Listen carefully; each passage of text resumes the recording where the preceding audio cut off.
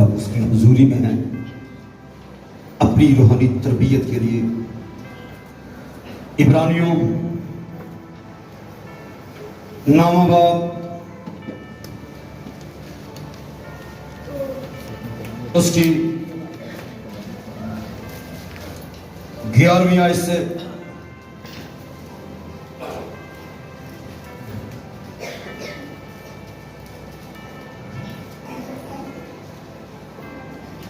इब्रानियों नामाबाद 11वीं आयत से ध्यान से सुनेंगे। लिखा है, लेकिन जब मसीह आइंदा की अच्छी चीजों का सरदार काहिन होकर आया तो उस बुजुर्गतर और कामलतर खेमा की राह से जो हाथों का बना हुआ, यानी इस दुनिया का नहीं, और बकरों और बछड़ों का खून लेकर नहीं, बल्कि अपना ही खून लेकर पाक मकान में एक ही बार दाखिल हो गया और अबदी खलासी कराई। क्योंकि जब बकरों और बैलों के खून और गाय की राख नापाकों पर छिड़के जाने से आगे क्या लफ्ज़ है जी, ज़ाहिरी पाकीज़गी हासिल होती है। तो मसीह का खून, जिसने अपने आप को असली रूह के वसीला से खुदा के सामने बेऐब कुर्बान कर दिया, तुम्हारे दिलों को मुर्दा कामों से क्यों ना पाक करेगा, ताकि जिंदा खुदा की इबादत करे। सो कलामे हक के पढ़े जाने पर खुदा की बरकत हो जाए।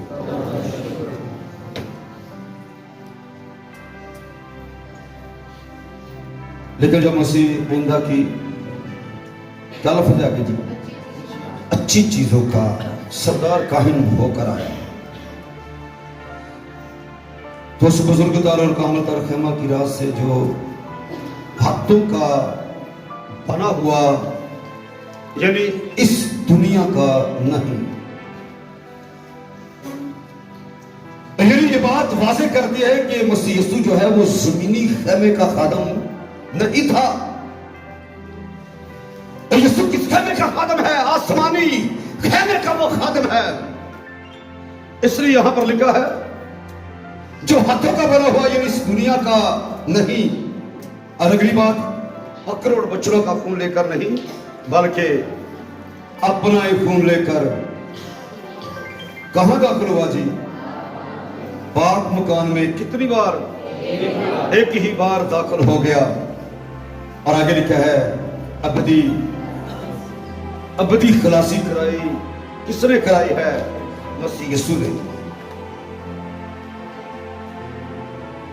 13वीं आयत, क्योंकि जब बकरों और बैलों के खून और गाय की राख किन पर छिड़के जाने से? नापाकों पर छिड़के जाने से ज़ाहिरी पाकीज़गी हासिल होती है। बकरों बैलों का खून और गाय की राख जुल्फे के साथ लोगों पर छिड़की जाती।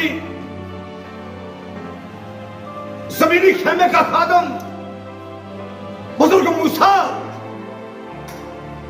इस बात को, इस काम को सर अंजाम देता था। और उसके बाद हमें मालूम होता है कि वो खून किनका लेता था? बकरों का, बछड़ों का, और उसके साथ गाय की राख। गाय की राख को लेकर लोगों पर छिड़का जाता और ऐलान क्या किया जाता कि अब तुम क्या हो जी? पाक हो। और पाकीज़गी को कौन सा नाम दिया गया? ज़ाहिरी पाकीज़गी।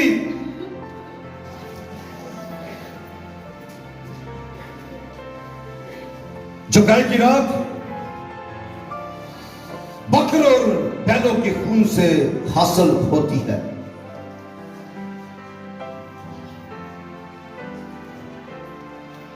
कौन सी पाकीज़गी? ज़ाहिरी। ऐसा ज़ाहिरी पाकीज़गी और बातिनी पाकीज़गी को समझने के लिए एक मिसाल मैं आपको देना चाहता हूं रूमियों में से।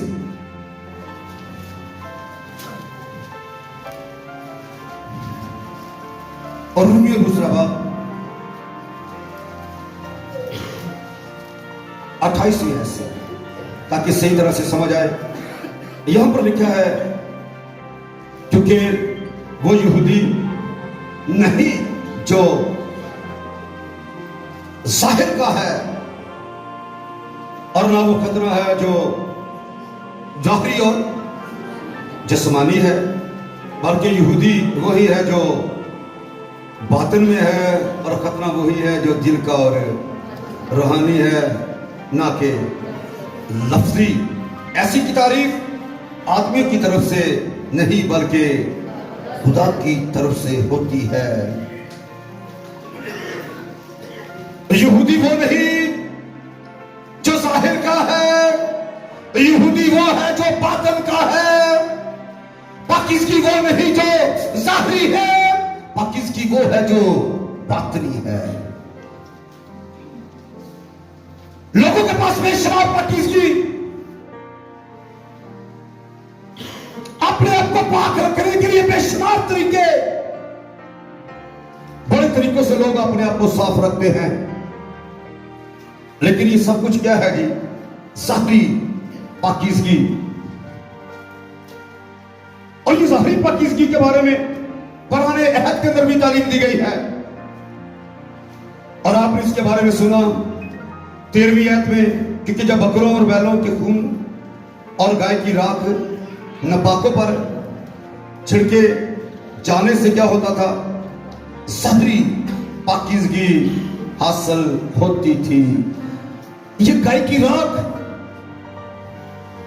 बकरों और बच्चों का खून जो गुनाह की कुर्बानी के वास्ते दिया जाता था,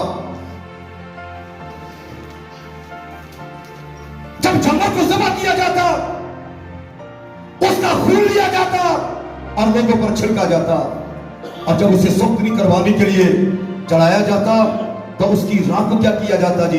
लोगों पर छिड़का जाता। यहां पर इब्रानियों का मुसन्निफ बयान करता है कि अगर बकरों और बैलों के खून और गाय की राख नपाकों पर छिड़कने से क्या होता है जी? बोले मेरे साथ, ज़ाहिरी पाकीज़गी हासिल होती है।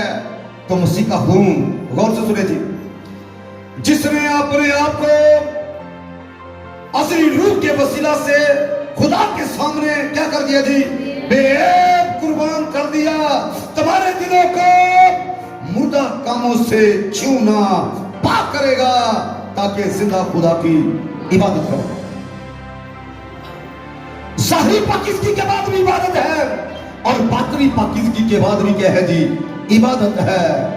पर ज़ाहिरी पाकीज़गी की तारीफ खुदा की तरफ से नहीं, बल्कि बातिनी पाकीज़गी की तारीफ खुदा की तरफ से होती है। आमीन जी। और खुदा हमारे अंदर ऐसी ही पाकीज़गी देखना चाहता है। और इसी के बारे में नामे बाप की 18वीं आयत से सुने गौर से, और मेरी दरखास्त है मेहनत के साथ जरा इन बातों को ध्यान से सुने। 18वीं आयत नामे बाप की, इसीलिए पहले अहद भी आगे क्या लिखा जी? बगैर खून के नहीं बंधा गया। चलो जब मूसा तमाम उम्मत को आगे क्या लिखा जी? शरीयत का हर एक हुक्म सुना चुका, तो बछड़ों और बकरों का खून लेकर पानी और लालून और सुपर के साथ उस किताब और तमाम उम्मत पर क्या करता था जी? छिड़क दिया। कि ये उस अहद का खून है जिसका हुक्म खुदा ने तुम्हारे लिए दिया है। इसी तरह उसने खैमा और इबादत की तमाम चीजों पर खून छिड़का और तकरीबन सब चीजें शरीयत के मुताबिक आगे के लिखा जी खून से, इसलिए खून छिड़का जाता था। बकरों और बछड़ों का खून इसलिए छिड़का जाता था। सब चीजें शरीयत के मुताबिक पाक की जाती हैं और बगैर खून बहाए मुआफी नहीं होती। इसलिए खून बहाया जाता था, इसलिए खून छिड़का जाता था, क्योंकि बगैर खून बहाए मुआफी नहीं। बस गौर से सुने, तो इसलिए बस जरूर था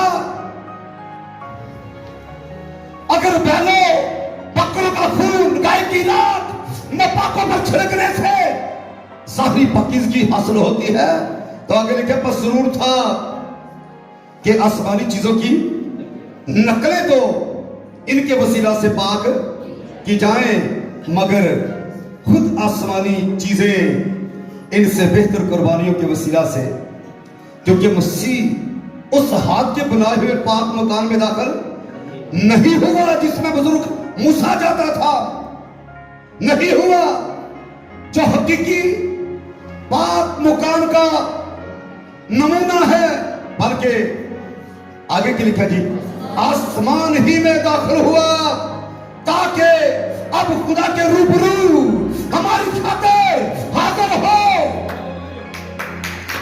और ये नहीं कि वो अपने आप को बार बार कुर्बान करे, जिस तरह सरदार का पाक मकान में हर साल दूसरे का खून लेकर जाता है, वरना बनाए आलम से लेकर उसको बार बार दुख उठाना जरूर होता। और गौर से सुने, मगर अब ज़मानों के आखिर में एक बार जाहिर हुआ ताकि अपने आप को कुर्बान करने से गुनाह को मिटा दे। ज़ाहिरी पाकीज़गी से गुनाह मिटता नहीं था, बल्कि हर साल कुर्बानी गुनाहों की याद दिलाती थी कि गुनाह अब तक कायम है। हर साल कुर्बानी, बैलों और बकरों का खून गाय की राख यहूदियों पर छिड़कने के बाद यह हुक्म जारी था कि तुम क्या हो जी, पाक हो। और उसके बाद हर अगले साल फिर यही सिलसिला जारी रहता था। लेकिन यहां पर क्या लिखा है, बस जरूर था कि आसमानी चीजों की नकलें तो इनके वसीला से पाक की जाएं, यानी बैलों और बकरों और गाय की राख से पाक की जाएं, मगर खुद आसमानी चीजें इनसे बेहतर कुर्बानियों के वसीला से। मुझे ये बताओ, तुम जमीनी हो क्या आसमानी हो? बोले जी आसमानी हो तो तुम बैलों और बकरों और बछड़ों के खून से या गाय की राख से पाक हो सकते हो? जमीनी चीजें इन चीजों से पाक होती हैं। आसमानी खेमे का खादम खुदा का बेटा यीशु है, और लिखा जिस तरह जमीनी चीजों को बैलों और बकरों और गाय की राख छिड़कने से पाक होता है, जरूर था कि आसमानी चीजों की नकलें तो उनके वसीला से पाक हो, मगर खुद जो आसमानी चीजें हैं बेहतर कुर्बानियों के वसीला से।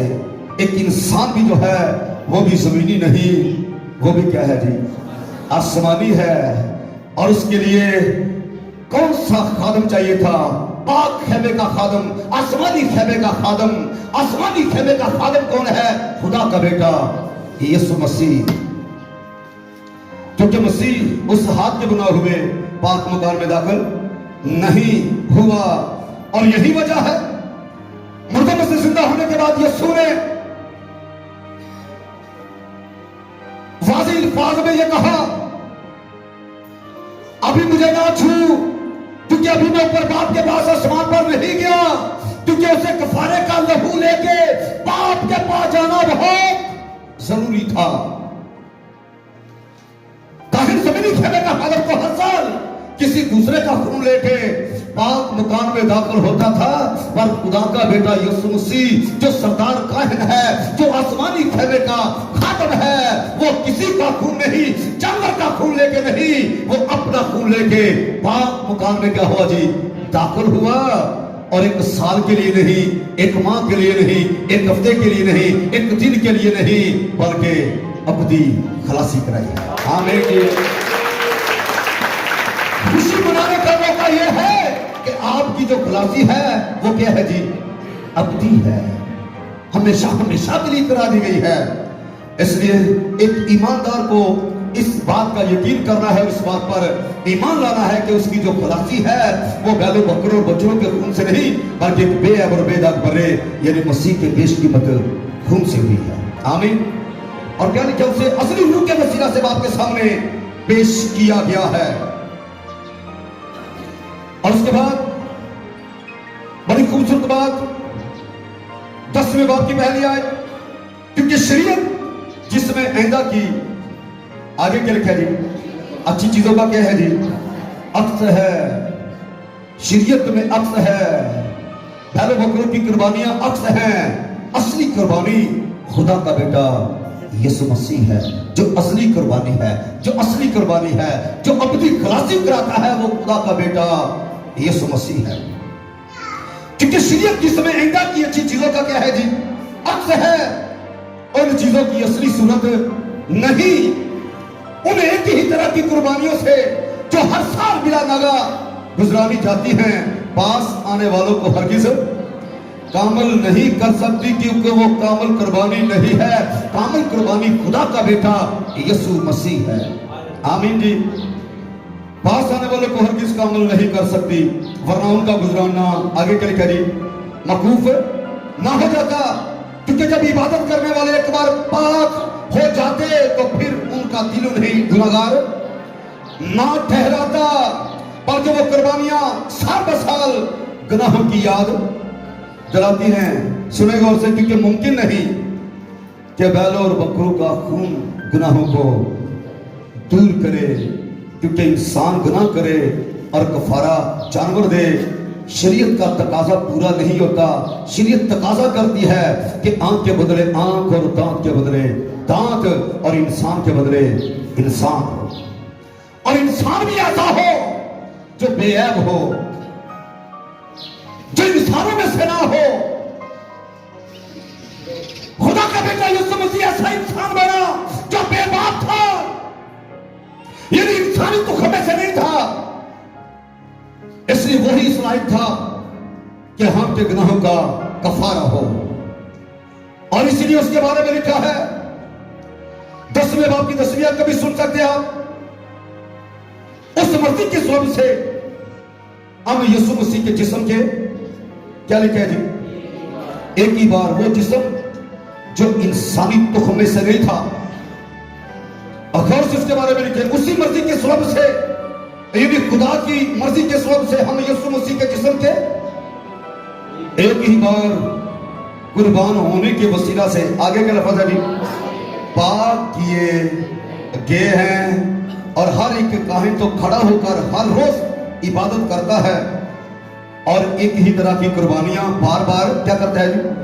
गुजरानता है, जो हरगिज गुनाहों को दूर नहीं कर सकती। लेकिन ये शख्स क्या लफ्ज है जी?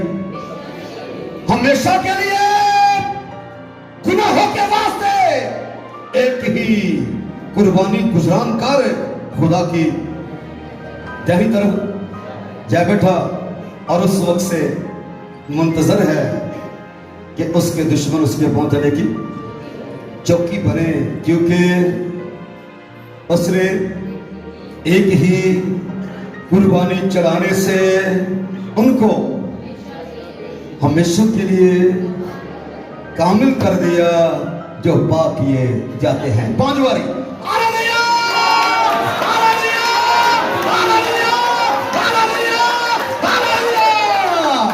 यीशु मसीह की कुर्बानी कामिल कुर्बानी है, और जो इस कुर्बानी पर ईमान लाता है वो भी हमेशा के लिए कामिल कर दिया जाता है। पर ये उसके लिए है जो इस बात पर क्या करता है जी? ईमान लाता है। ईमान लाता है कि वो हमेशा के लिए क्या कर दिया गया है जी? पाक कर दिया गया है। एक ही कुर्बानी चढ़ाने से उनको क्या कर दिया जी? हमेशा के लिए। कामिल कर दिया। किनको? जो पाक किए जाते हैं, जिस बात पर ईमान लाते हैं क्या मैं यीशु के लहू से धो के साफ किया क्या हूं। ईमान लाने वालों को हमेशा के लिए क्या करती है जी? कामिल करती है। कामिल कुर्बानी ही कामिल करती है। याद रखें, मसीह की कुर्बानी कामिल कुर्बानी है। मसीह जमीनी हैबे का खादिम नहीं। बेशुमार लोगों ने यह कहा मसीह का खून वहां पर दरियाफ्त हो गया जी, अहद के संदूक पर पड़ा, इस संदूक पर पड़ा। गौर से मेरी बातों को सुनो, यीशु जमीनी खैमे का खादिम नहीं था तो इसका खून इस अहद के संदूक पर या उस अहद के संदूक पर पड़ता। यीशु आसमानी खैमे का खादिम है और उसको अपना खून लेके उस आसमानी खैमे के अंदर बाप के हुजूर हाजिर होना था। और यहां पर गलत तालीम फैलाने वाले भी गौर से सुन ले, जहां जहां तक मेरी आवाज आ रही है हर कोई सुन ले कि यीशु मसीह ने कफारे का जो लहू है वो बाप के सामने पेश किया है, इब्लीस के सामने नहीं। बादल ने ये सोच बनाई कि मसीह ने अपना खून इब्लीस के सामने पेश कर दिया कि यह गुनाहों का कफारा है। मुझे ये बताओ, इंसान ने गुनाह शैतान का किया था कि खुदा का किया था? मुझे ये बताओ, तो फिर कफारा किसके सामने देना था? कफारा भी खुदा बाप के सामने। और इसीलिए उसके बारे में लिखा है कि वो हकीकी खैमे का क्या है जी? खादिम है। बुजुर्ग मूसा जमीनी खैमे का खादिम है, यीशु मसीह आसमानी खैमे का खादिम है। बुजुर्ग मूसा क्या करता था? बैलों और बकरों का खून लेकर गाय की राख लेके लोगों पर छिड़कता था और कहता था तुम पाक हो, जिससे ज़ाहिरी पाकीज़गी हासिल होती थी। यीशु मसीह जो बुजुर्गदार है उसने किसी जानवर का खून लिया, उसने क्या किया है जी? अपना ही खून लिया है। जानवर का खून जो है मुर्दा खून होता है, पर मसीह का खून मुर्दा नहीं, मसीह का खून जिंदा खून है। आमीन जी। इसलिए मुर्दा खून होने के बाद हर साल कुर्बानी गुजारी जाती थी। यहूदियों का यह काम हर साल करना पड़ता था, पर यीशु के खून के बाद किसी और कुर्बानी की हमें जरूरत नहीं रही, क्योंकि वो कामिल कुर्बानी है। मसीह का खून जिंदा है और आज भी बोल के कहता है कि मैं तेरी कुर्बानी हूं और मैं तेरे लिए बहाया गया हूं और मैं तुझे ज़ाहिरी पाकीज़गी नहीं बल्कि बातिनी पाकीज़गी अता करता हूं।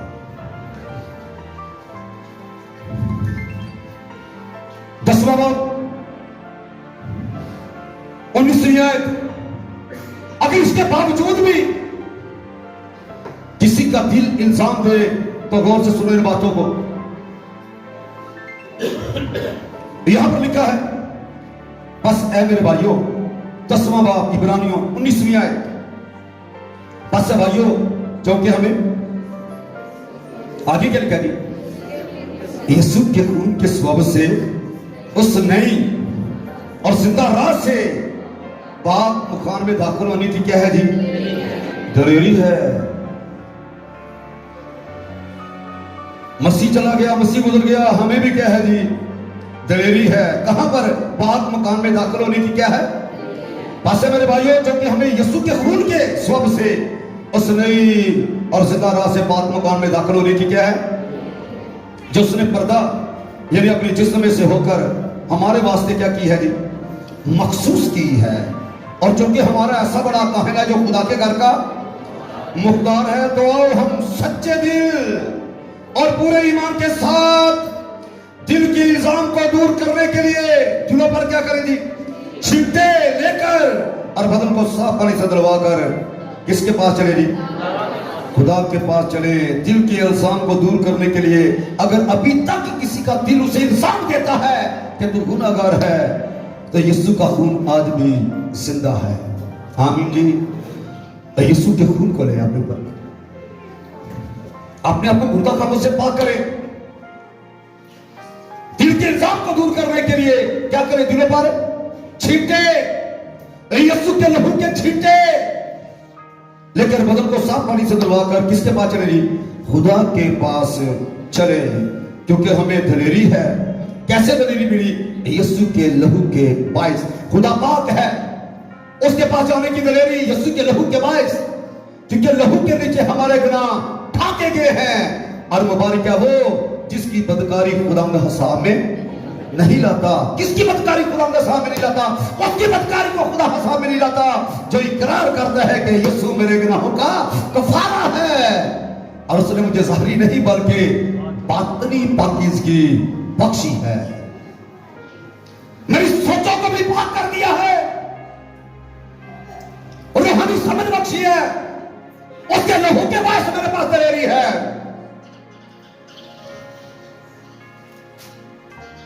वापस है नामा बाप, आगे बढ़ने से पहले इन बातों को दोबारा सुने जरा। लिखा है, लेकिन जब मसीह आइंदा की अच्छी चीजों का सरदार काहिन होकर आया तो उस बुजुर्गदार और कामलदार खेमा की राह से जो हाथों का बना हुआ नहीं, यानी इस दुनिया का नहीं, बकरों और बछड़ों का खून लेकर नहीं बल्कि अपना ही खून लेकर पाक मकान में एक ही बार दाखिल हो गया। और क्या किया जी? अबदी खलासी, आपकी खलासी अबदी हो चुकी है, क्योंकि आपका कफारा देने वाला यीशु क्या है जी? जिंदा है, और उसका खून भी क्या है? जिंदा है। और यीशु मसीह ने असली रूह के वसीला से उस रूह को बाप के सामने क्या कर दिया है जी? पेश कर दिया है। अब सुने गौर से,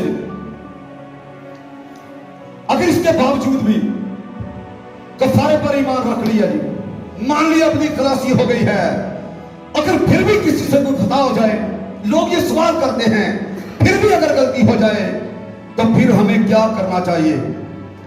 तो मुझे ये बताओ, फिर किसी और के पास जाना है? मुझे ये बताओ, फिर कोई और तरीका है? ईमान लाने के बावजूद इकरार कर लिया कि अबदी खलासी हो गई है, अगर उसके बावजूद भी किसी से कोई गलती हो जाती है तो सुने किताब मुकद्दस उसके बारे में क्या फरमाती है। इसलिए कहती है कि कभी तुम्हारा दिल इल्जाम ना दे और तुम्हारी बातनी पाकीज़गी है वो आपके अंदर कायम रहे। यूहन्ना का पहला भाग, दूसरा बाब,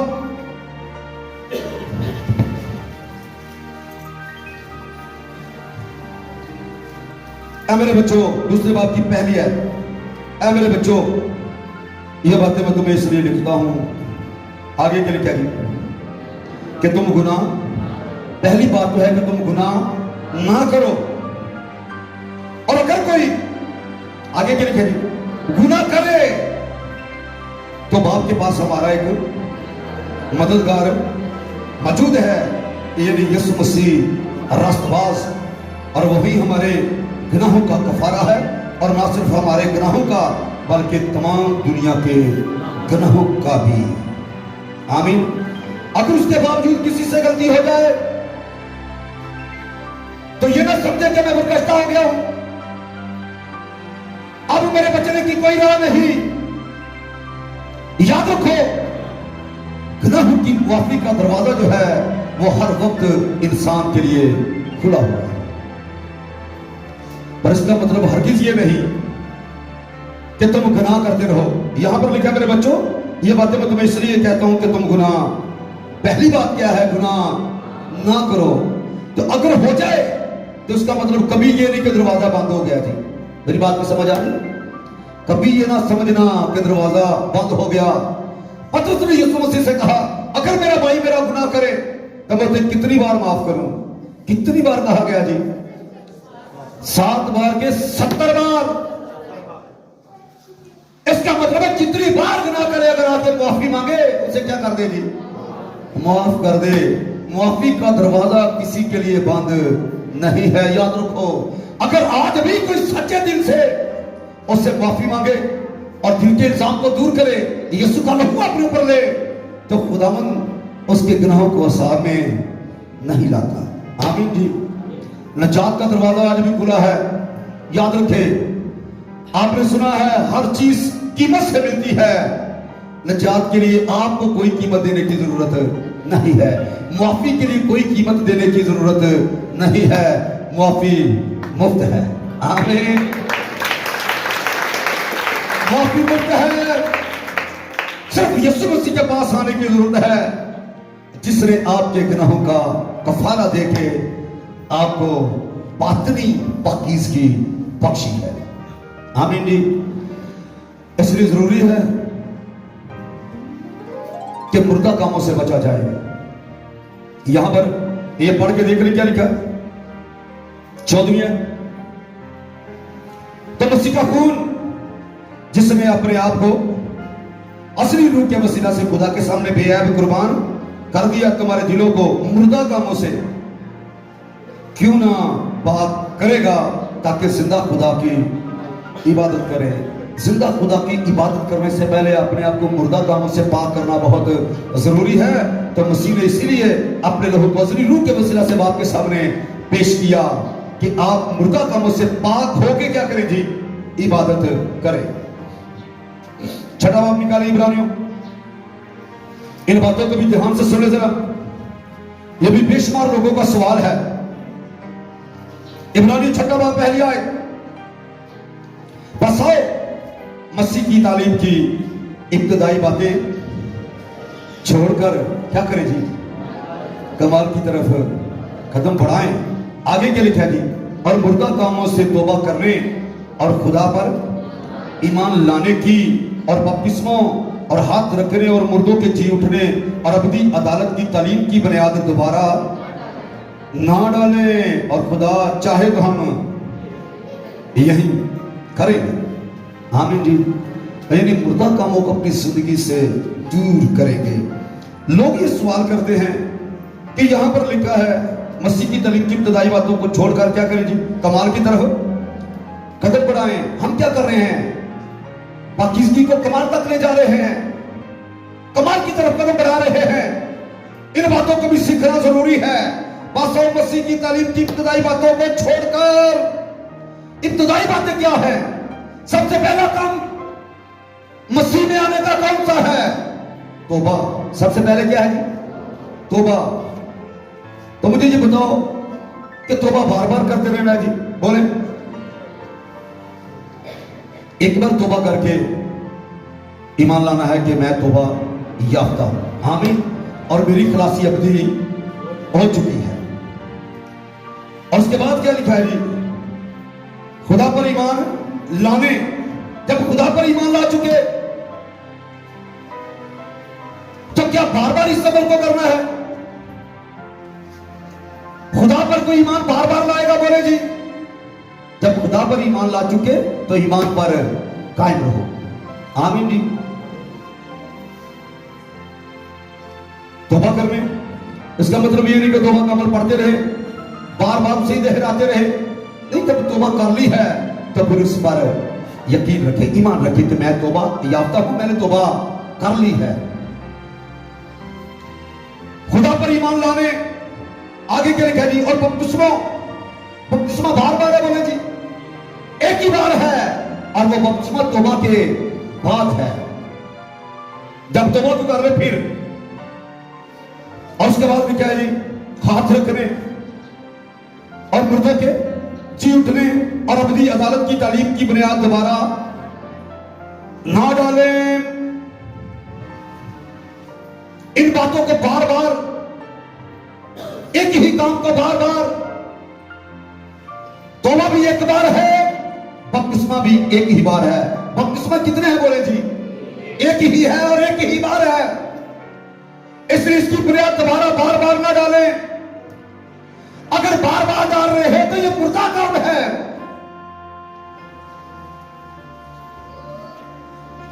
मसीह जिसने क्या लिखा है, अपने आप को बेअब कुर्बान कर दिया। और यहां पर नामे बाप के अंदर 12वीं और बकरों बच्चों का खून लेकर नहीं, बल्कि अपना ही खून लेकर पाक मकान में एक ही बार दाखिल हो गया। और आगे क्या लिखा जी, अपनी खलासी पर ईमान रखें, बार बार तौबा नहीं, बार बार बपतिस्मा नहीं, एक बार करके उसके बाद जब पता चल गया, जब खुशखबरी मिल गई कि हमारी खलासी क्या है जी, अबदी है, क्योंकि खलासी देने वाला अबदी है। आमीन। इसलिए आपकी खलासी भी क्या है जी, वो भी अबदी है। क्योंकि जब बकरों और बच्चों के खून और गाय की राख नपाकों पर छिड़के जाने से शरीयत के मुताबिक ज़ाहिरी पाकीज़गी क्या होती है जी? हासिल होती है। तो मसीह का खून जिसने अपने आप को अज़ली रूह के वसीला से खुदा के सामने क्या कर दिया है? कुर्बान कर दिया। हमारे दिलों को क्या करेगा जी? मुर्दा कामों से क्यों ना पाक करेगा कि जिंदा खुदा की इबादत करे। मसीह की कुर्बानी के बाद मसीहियों को किसी और कुर्बानी की जरूरत नहीं है। आमीन जी। इसलिए लिखा है ताकि तुम्हारे दिलों को मुर्दा कामों से क्यों ना पाक करेगा, ताकि क्या करें? जिंदा खुदा की इबादत। जिंदा खुदा की इबादत करने के लिए दिलों को मुर्दा कामों से पाक रखना बहुत ही जरूरी है। आमीन जी। क्योंकि रूमी छोटे बाब में लिखा है क्या गुनाह करते रहे ताकि फजल ज्यादा हो। आगे क्या लिखा जी? हरगिज नहीं। बुनियादी बात है, हरगिज नहीं। यूहन्ना के खत में भी आपने क्या सुना? क्या गुनाह करते रहे? हरगिज नहीं। और अगर हो जाए तो इसका मतलब यह नहीं कि दिल इल्जाम देना शुरू कर दे और हम खुदा की राह छोड़ के कोई और राह इख्तियार कर लें। इसका मतलब हरगिज नहीं। फिर भी किसके पास आने की जरूरत है? फिर भी यीशु के पास आने की जरूरत है, क्योंकि हमारे पास एक दूसरा मददगार मौजूद है। आमीन जी। और वो खुदा का बेटा यीशु मसीह है। आमीन। वो हमारी बदकारी को सामने मुबारक है वो जिसकी खता बख्श गई, जिसके बिना टांके गए, कफारे से लहू से टांके गए। मुबारक है वो जिसकी बदकारी खुदा सामने नहीं लाता। जब आप उसके बेटे यीशु के पास आ जाते हैं मुआफी के लिए, बदकारी को सामने नहीं लाता। आमीन जी। वो भी सामने नहीं लाता। आप भी किताब मुकद्दस के मुताबिक किताब मुकद्दस के साथ मुतफिक होकर आप भी इन बातों को सामने ना रहे। आमीन जी। इनको रखने की बजाय यीशु के लहू को अपने ऊपर ले।